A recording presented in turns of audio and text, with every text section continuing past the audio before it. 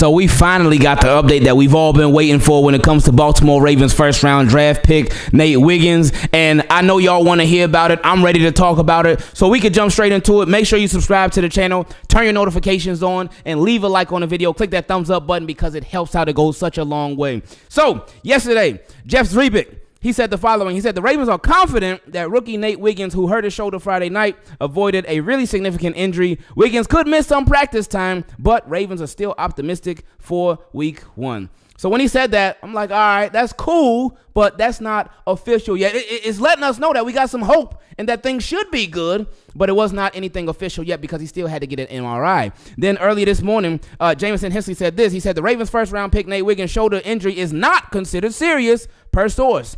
Wiggins is sore, so he's feeling a little beat up after that game on Friday night. Says the rookie cornerback was hurt in the third quarter of Baltimore's preseason opener. So again, that led us to believe that Nate Wiggins is straight, but it wasn't officially official. But then check this out. This came from Jordan Schultz. He said, source, an MRI. So that's what we've been waiting on. Jeff Zrebiec talked about it yesterday that the Baltimore Ravens, they were waiting on getting an MRI so they could get the official status of Nate Wiggins' shoulder injury. But anyway, Jordan Schultz said an MRI revealed that Ravens rookie cornerback Nate Wiggins' shoulder injury is not as serious as initially feared. And here's the part right here.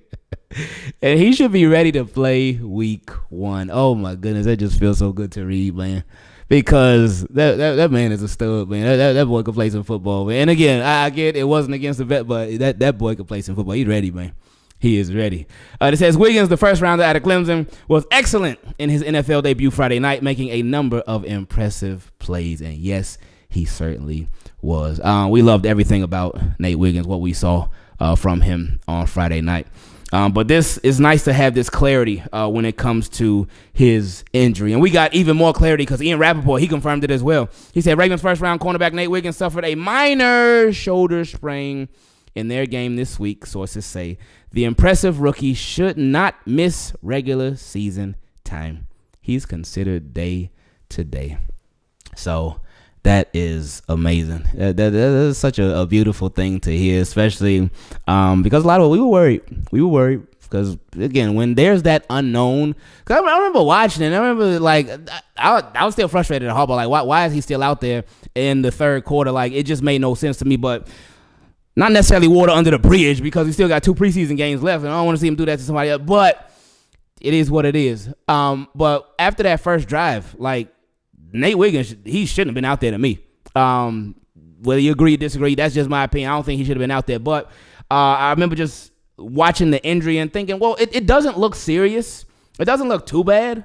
But, again, I'm no doctor. Even though, like, again, with all the injuries that we done seen for the Baltimore Ravens, a lot of us feel like we are doctors. I feel like a lot of us, we may be qualified to be doctors. From all these injuries we done seen over the Ravens for the past couple of years, man, we've got some experience, some traumatizing experience when it comes to injuries, but experience nonetheless. But we are very, very glad that Nate Wiggins, that he is good. He is good to go for week 1 against the Kansas City Chiefs.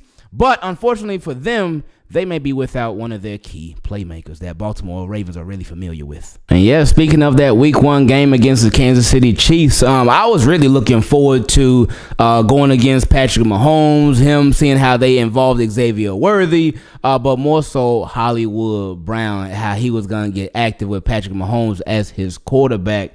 But that game is looking like he won't be a part of it, but we'll see. It's still to be determined because in the Jacksonville Jaguars game, the Kansas City Chiefs, the preseason game, Hollywood got hurt. It said Chiefs head coach Andy Reid said Hollywood Brown has been hospitalized due to a sternoclavicular joint dislocation. Brown's availability for the start of the regular season is in question.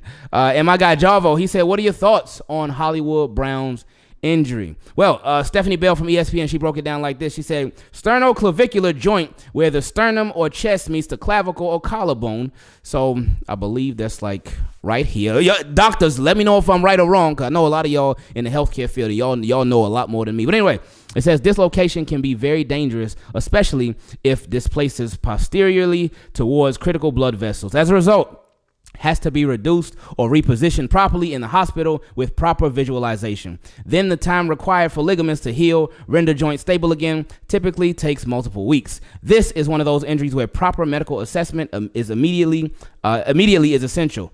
Credit to Chiefs medical staff. So, sound like Hollywood gonna be out for a bit. They did say that this was the same. They said it's crazy because Tyreek Hill suffered the same exact injury at the same exact place. It was in Jacksonville too. And that took him out for about a month. So if this does take Hollywood out for about a month, that would have him just missing the week 1 opening game against the Baltimore Ravens. So we'll see. It's still to be determined. I do obviously first and foremost hope that he's straight. I always like Hollywood, that's my guy, man. So I hope that he is good. And that there ain't no setbacks or anything like that. And if he could play week 1, hey, great. But I hope that he's just good for the majority of the regular season. Now back to our current Baltimore Ravens, because we just took a little blast from the past. Shout out to Hollywood. But anyway, Ravens who did not participate in Sunday's practice, because these boys be practicing, man. These boys be practicing like crazy. But anyway, Nate Wiggins, obviously, he didn't take part in practice. Tyler Linderbaum, he is still out. Arthur Millette, obviously they said he's going to be out. They said he could miss maybe all of September, so we'll see about that. But some new guys that got added to the list, Rasheen Ali, the running back. So I'm not sure what's going on with him. Sanusi Kane said he got a stinger. You know, when he knocked that guy out in the game, he knocked himself out a little bit, so he's getting some time off. And Chris Board with a concussion, and they did, he got taken out of the game on Friday with that concussion. So no surprises there. I'm sure he'll be back, whether it's later on this week or early next week. But that wasn't even the kicker because we've talked about, of course, Rashad Bateman. They said when he went down more than a couple days ago now, Harbaugh said it ain't serious. It's not a serious injury. You should be back soon. Ain't nothing serious, nothing to be worried about. He ain't practiced since. Rashad Bateman has not been out on that practice field since. And we talked about it. It's very concerning. And then with the Baltimore Ravens, with them signing Russell Gage, then today officially they signed Anthony Miller. So with them bringing 2 receivers in, it led a lot of us to believe, like, man, maybe Rashad Bateman's injury is a little worse than what we initially thought it could be. But so him missing another practice today, that doesn't really look too good. So again, it's one of those things we got to wait it out, but we're waiting, and that clock is ticking. So hopefully at some point this week, Rashad Bateman can come back and be back in the mix again, be practicing and everything again, because that would be great.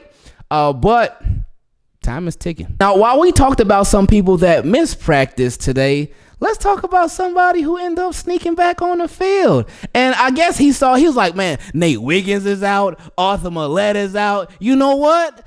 Let me make my comeback, man. We're getting ready to head into week 2 of the preseason. Trayvon Mullen is back in the building. He returned to practice today. Harbaugh did say, he said, hey, look, it'll probably be out a couple of weeks, and this is right on schedule. So this is really good for Trayvon Mullen, because something that we talked about with the cornerback competition, him being hurt, that would set him back like crazy, especially because it's not that many spots that are available. But in recent weeks, Arthur Millette, he's obviously out. TJ Tampa, he still hasn't been back yet from his surgery. So Trayvon Mullen, he's looking like, oh man, like I may really have a shot here.